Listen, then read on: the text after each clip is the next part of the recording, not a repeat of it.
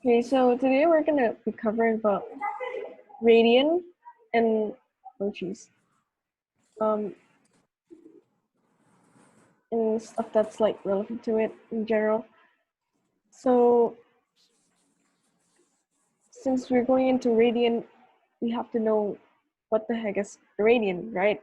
And a radian is basically an alternative to computing degrees. So usually in like a circle, when you have like one full rotation, that would be 360 degrees. But for radian, it would be 2 pi. And so how this came to be is that radian is actually from um, from this particular degree. So if there's um, an arc sector, and as usual, the radius of the circle is r, and then the arc sector of it is in form of r, you have an unknown angle. Then if you try to look for the circumference of a circle, that would be pi d or 2 pi r.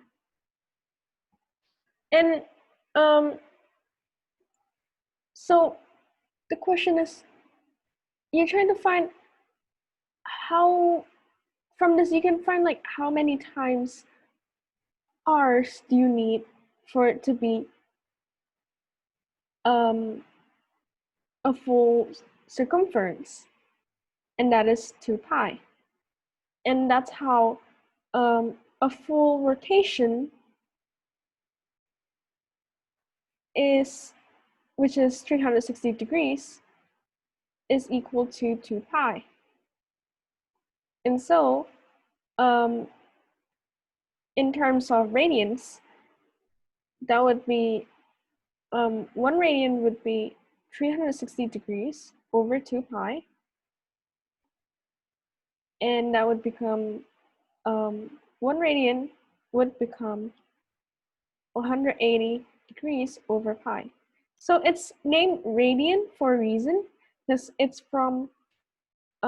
it's taken from the radius arc sector in with a circle of the radius of a radius. I'm not sure if that makes sense, but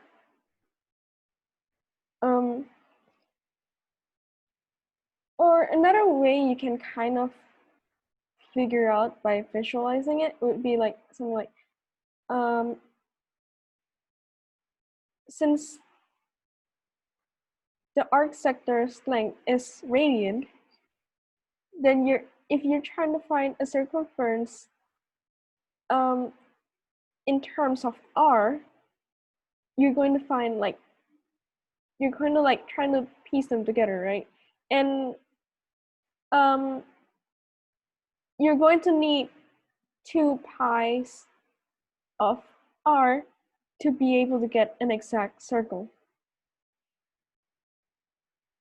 And this 2 pi can represent neither version of an alternative way of saying like degree. It's not really intuitive at first, because like when I started learning this, I was like really confused, and it's hard to wrap around the concept of it. But like as time goes on, it starts to get more intuitive as you go into like exploring the usage of radian itself. So because of the existence of radian, there are several formulas in computing circle related things, which becomes more simplified and more easier to find in general, which is the arc length and the area sector. So as you may know, the arc length is originally pi over 360 times p 2pr. And if you insert 1 radian as 180 over pi, or pi radian as 180 over pi, then that would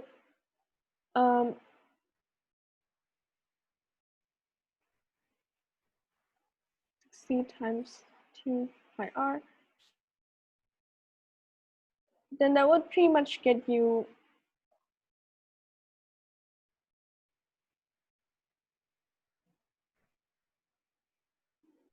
pi r itself.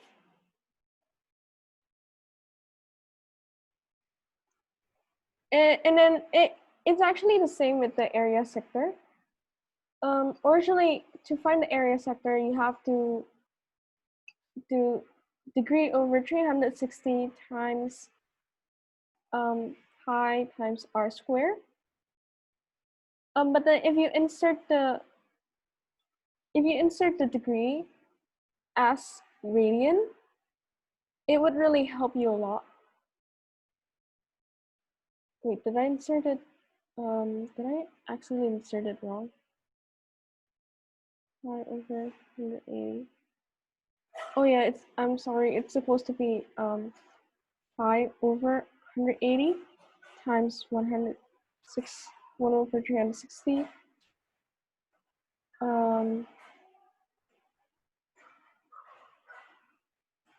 times 2 pi r.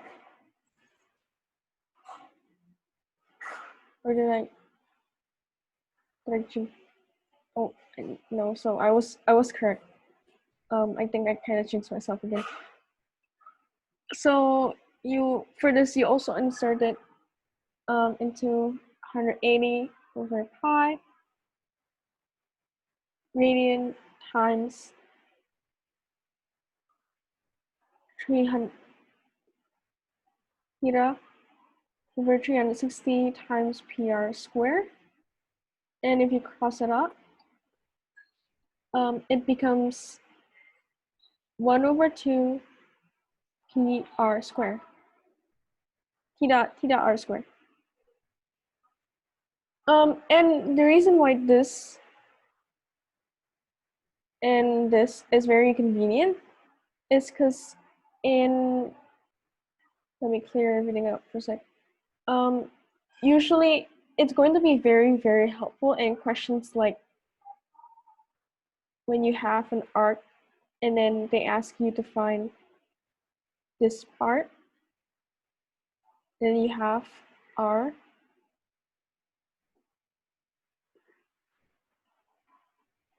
you have pi, and then you have r, and then they ask you to find, oh sorry, not this part, they ask you to find this part.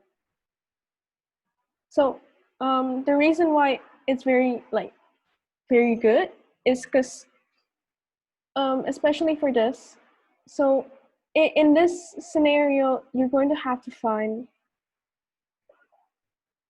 the area of the arc sector minus the area of the triangle. So the area of the arc sector is 1 over 2 pi r squared minus 1 over 2 r times sin pi, sin theta, sorry. And so in this situation, we can simplify it and make it so that it's r over 2 parentheses pi minus sin pi. If you do this in terms of degree, then you're gonna have to insert something like pi over 360 times pi times r squared minus 1 over 2 r squared times sin pi. Sin theta. I'm so sorry. I keep on calling p as theta. No, I keep on calling theta as p. Pi. Okay, so it's going to take a while to calculate this, and especially if they ask you to convert it to radians, that's going to be very annoying to do instead of having just a simple formula like this. Okay, so after this, we're now going into the unit circle. So the unit circle is basically this thing where you have x squared plus y squared equals to 1.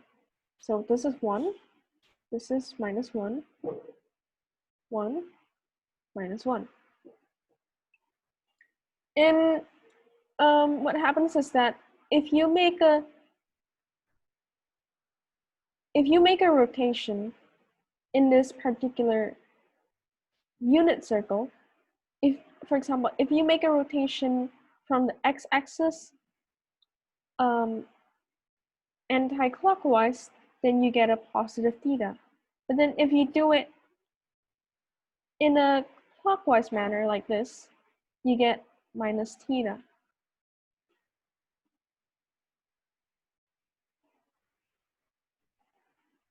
Minus theta. And this circle is very useful because it is like one of the things that helps you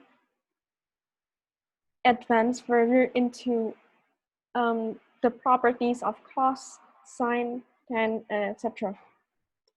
Let me just draw a bigger version of it so we can like draw more stuff into it.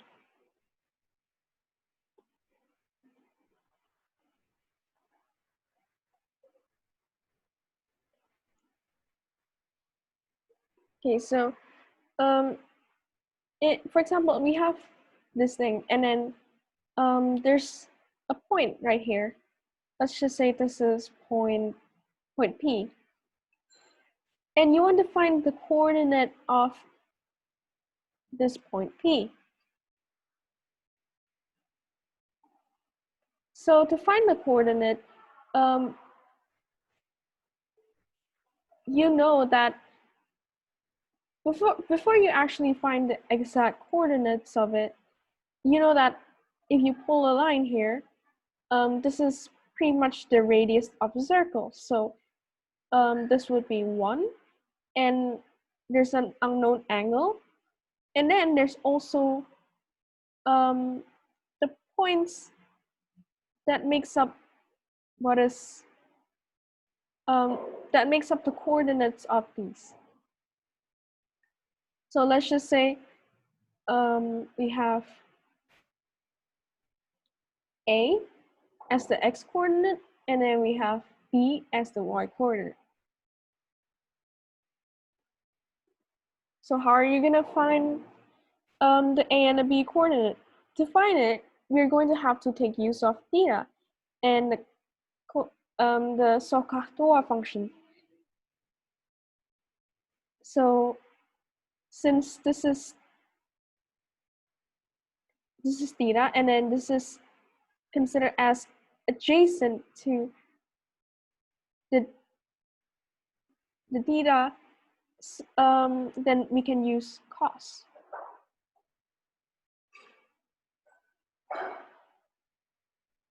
And then since the hypotenuse is 1, we can find A as cos theta.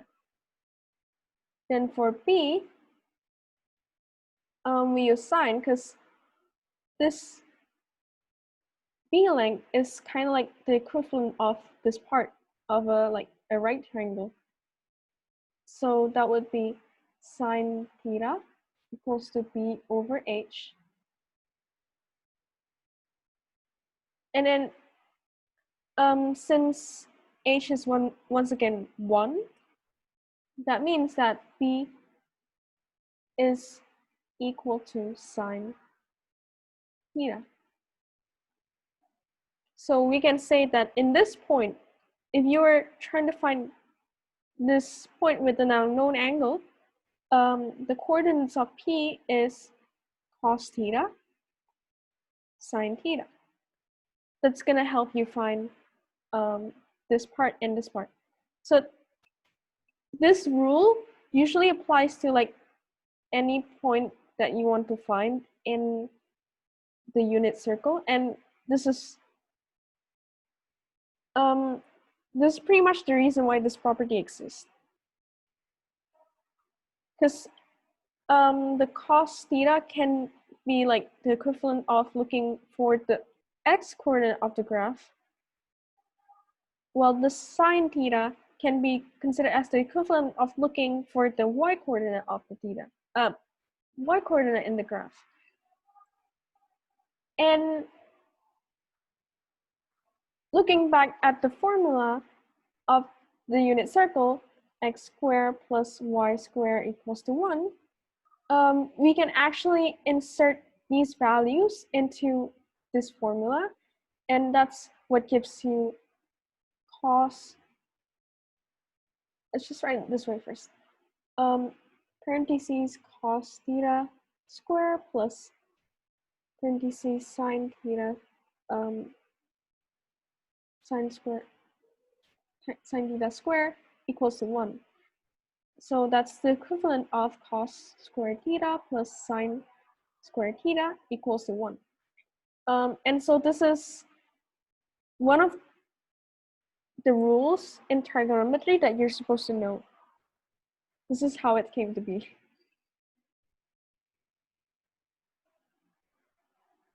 Yeah.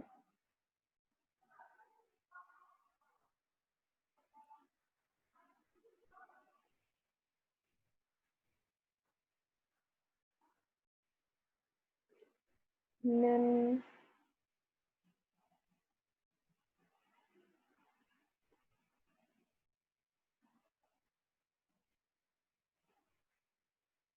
oh, okay.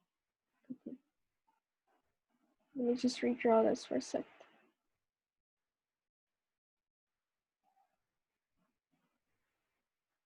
Okay, so since we have something like this,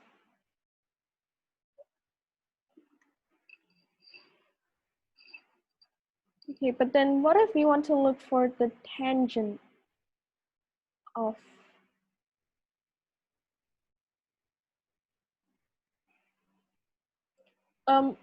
what if we try to expand the triangle and make it so that for example, this is the P coordinate still, and then this is now a coordinate called Q, where you try to find you have 1, since this is 1 and this is a tangent of the circle, so it's perpendicular, and then this point is 1 and something, and you want to find this something.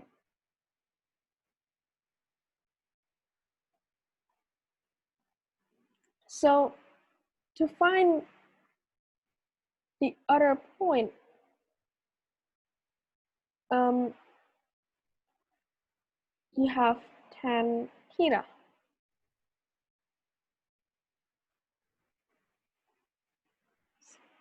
Sine theta plus theta.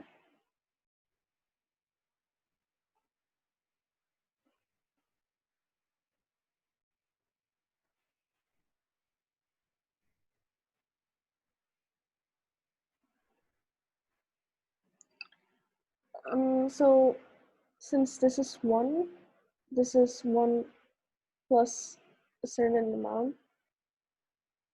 And to find, how do you say it?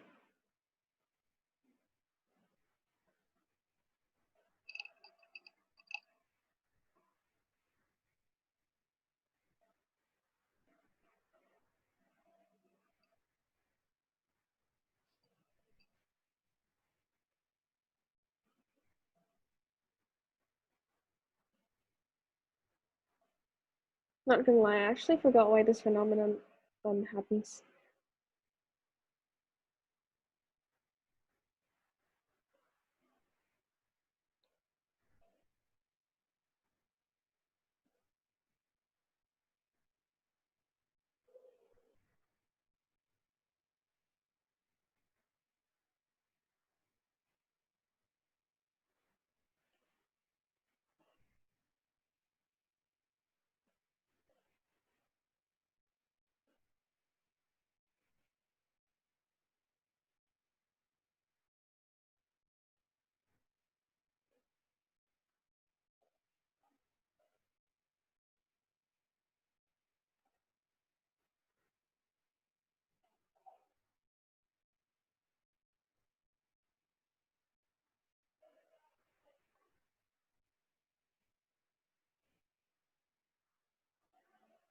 Okay, so after like rechecking the book because I don't remember what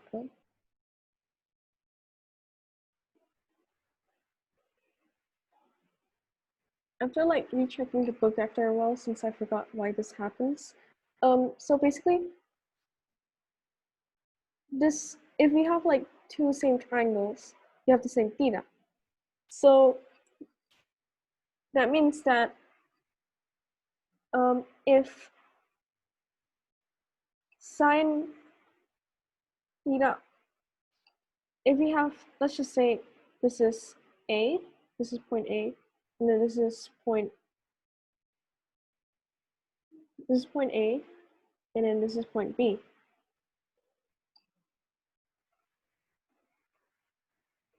If we have AP over OA, that would be the equivalent of QB over OB. And the reason why they're equivalent is because their ratio should be same since this should be a similar triangle, if you get what I mean. So that would be sin B over cos E equals to QB, which is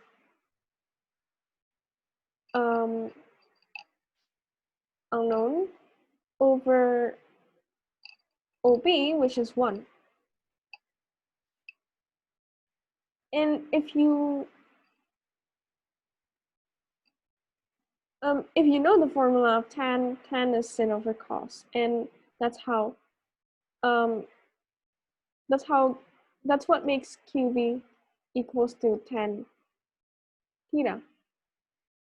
So the coordinate of Q would be 1 and tan theta.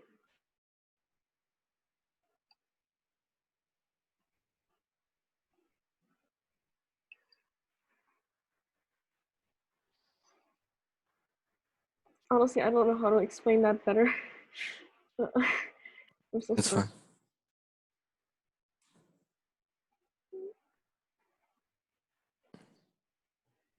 And then there are other interesting properties in the unit circle, which is the multiples of p over 4 and the multiples of p over 6. So let's just cover p over 4 first. So p over 4 is in degrees form usually 45 degrees. And the multiples of this would be 2p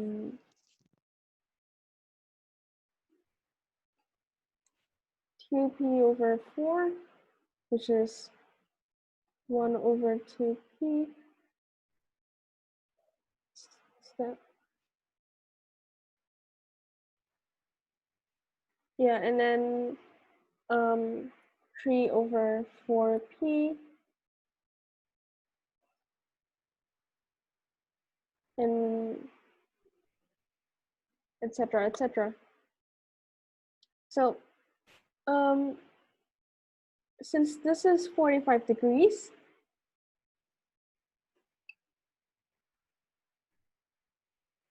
and if we try to draw like a right angled triangle in here, this is also 45 degrees. So that means that cos and sin is the same amount.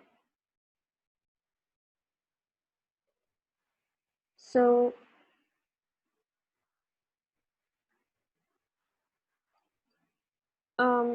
so that's the reason why we get square root of 2 over 2, because if we compute this like in a Pythagorean way, so that's the equivalent of 1 equals to square root of x squared plus x squared, and that would be square root of 2x squared.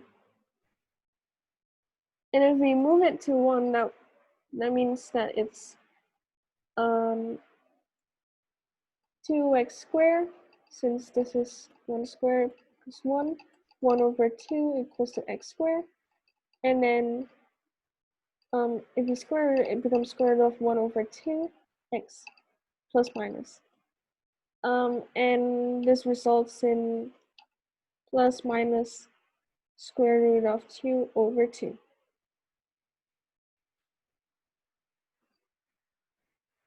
And actually, if you like try to visually put it into the radian unit circles graph, you get square root of 2 over 2 in here.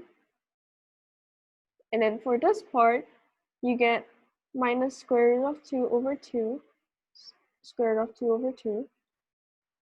And for this part, you get minus square root of 2 over 2, minus square root of 2 over 2. And for this part, you get square root of 2 over 2 minus square root of 2 over 2. So you can like pretty much say that you get the same result if you have multiples of pi over 4, but the results may differ in the positives or negatives depending on where it's located in.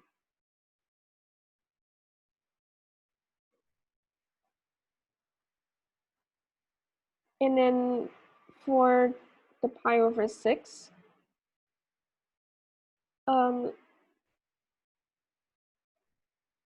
let's just try to put in an equilateral triangle here. Okay, so for an equilateral triangle, you have the same length in all sides, and this would result in, I think 2 pi over 6.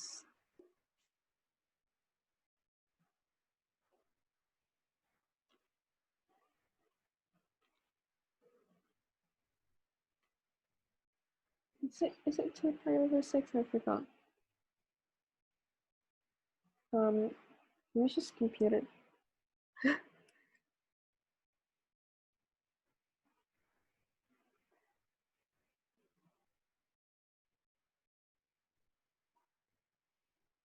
Okay.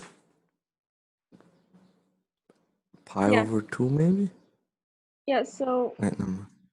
60 degrees is basically 2 over 6 pi. And pi over 6 is 30 degrees. And 30 is 30 degrees. And these are multiples of them, right? And like for the next multiple, it would be 90 degrees, which is, I think it's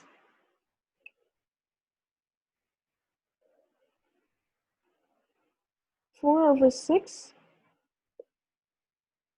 or 3 over 6. 3 over 6, and then 120 degrees, which is 4 over 6. And for the next one, it would be 150 degrees, 5/6. So, okay, back at the triangle. If we have an equilateral triangle and we divide it into a right angled triangle, this would be 1, this would be 1/2. And this is 60 degrees. And from computing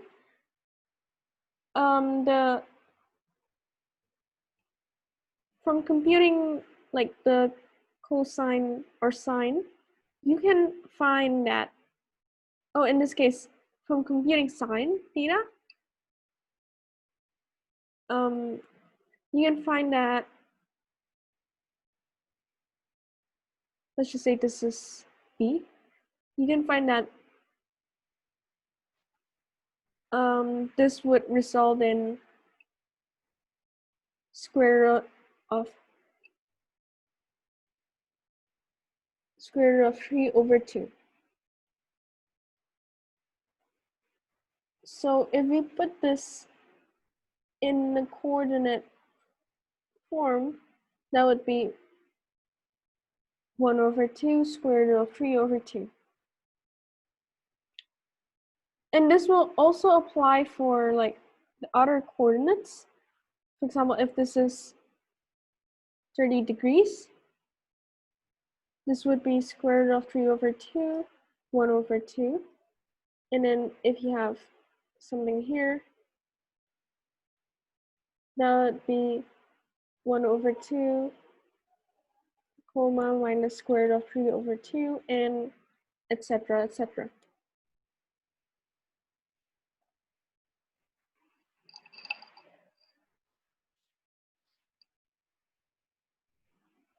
Yeah, if you actually like compare it and like pull a line like this, you can kind of see like how the geometry is taking shape. But since this is a sketch, it doesn't seem as equal.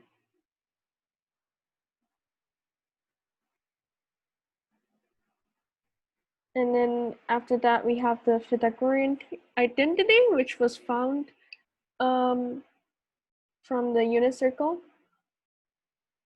In this chapter, I think there's a lot of problem solving instead, which we can go into later.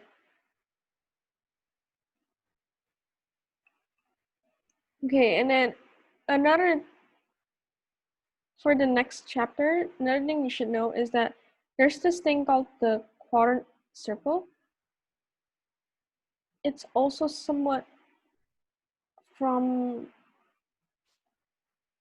it has somewhat connections with the unit circle. So what's going on in this quadrant circle is that in this particular quadrant, all the theta values are positive.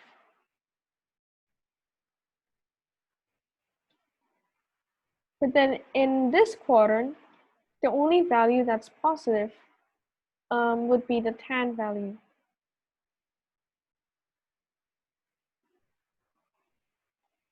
The rest of it, like for sine and cos, would result in a negative result.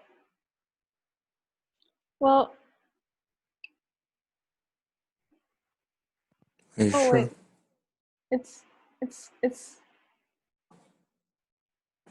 oh my Only god, sine? it's sine. It's sine. I'm so sorry. So for this, No it's problem. sine, and then for this part is tan theta, and then for this part is cos theta. Yes, and this has something to do with how for me, how I understand why this phenomenon happens is that it has something to do with how their natural graph works. So for sine, we have something like this. And then for cosine, we have something like this. And then for tan, we have something like this.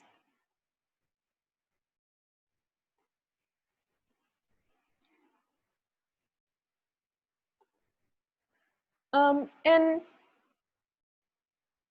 let's just take it in a way like, so the reason, oh, so I think I got these upside down too. So sine is supposed to be 180 minus theta. I'll fix that later.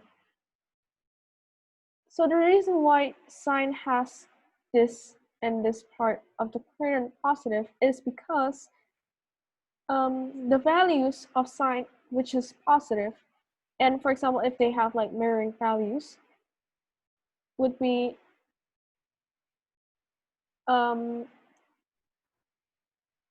in this form. And to find the, for example, if you have like theta here, to find the other positive value here, you're gonna have to minus theta by 180. That's how you get a positive value. But if you want the negative value, you can always add theta by 180, and that will give you the negative result. This is minus sine theta, and then for sine theta, we have sine 180 minus theta. And then for cos, the reason why cos is all the way here in the the final quadrant. Oh yeah, by the way, it starts from 0 and goes anti-clockwise. Like how the theta generally works. The reason why cos has positive values in this and this quadrant is because if we have a particular point in here and you want to find its other angle, it would be all the way here. And at this point, it's already 360 degrees or 2 pi.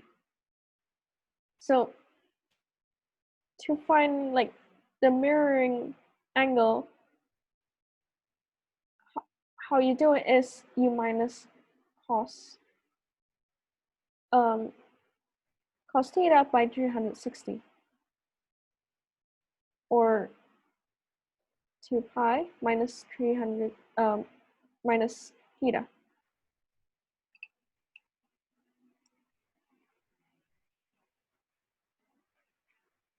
And then for tan, the reason why it's this value and this value is because to get the positive values of theta, you have this part and this part, right? And if you want to find like the point in, for example, this particular point, you have to add 180 degrees or pi in order to find like the next point, because their graph has the same shape in every 180 degrees.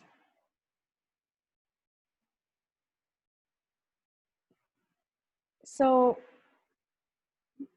for theirs, it would be 180 plus theta. So that's kind of like how I usually interpret the quadrant, and how, like, I guess that's a way for me to know the quadrant without needing to memorize and like get confused on what is happening in the quadrant.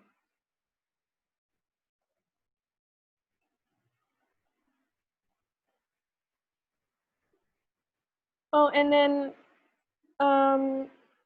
one last thing about like the last part of the chapter is basically if you have if you have coordinates and then you have a straight line and you want to find the gradient would be tan theta. And I think this is not something that's very surprising, because if to find gradient, you have to find the rise over run, right?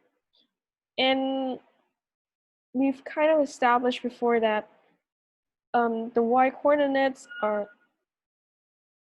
sin theta, and then the x coordinates are cos theta. So if you're trying to find rise over run, that's like sin theta over cos theta. So essentially, the gradient is just tan theta. And then I think that's pretty much it for today's chapter.